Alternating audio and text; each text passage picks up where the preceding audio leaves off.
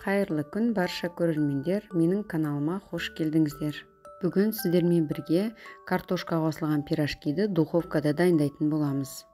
Ол үшін видеоны соңына дейін қарап, ұнаса лайк, комментарий қалдырып отырыңыздар.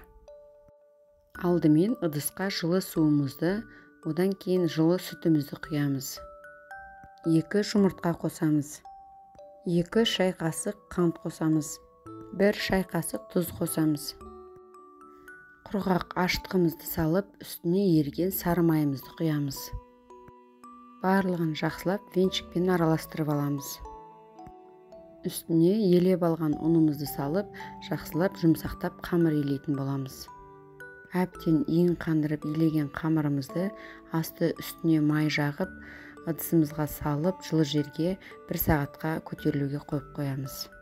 Начинкасын дайындаймыз. Ол үшін суға піскен картошкамызды езіп аламыз.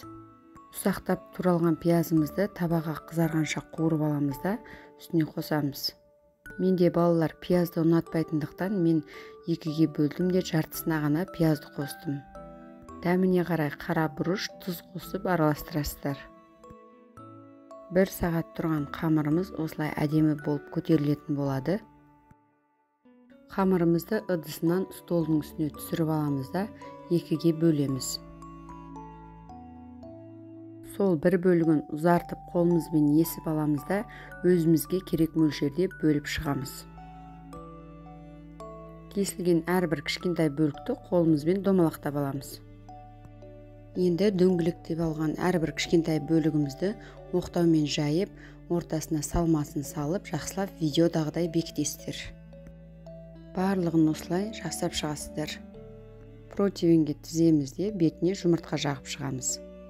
180 градуста қызып тұрған пешімізде салып пісіріп алатын боламыз. Міне біздің пирожкилеріміз пісіп дайын болды. Осы рецептпен міндетті түрде жасап көріңіздер. Сіздерге ұнайтынына сенімдімін. Каналыма тіркеліп, қоңыраушаны басып қойыңыздар. Алдыда әлі де неше түрлі рецепттер салатын боламын. Сіздермен бірге болған меруерт ас болсын.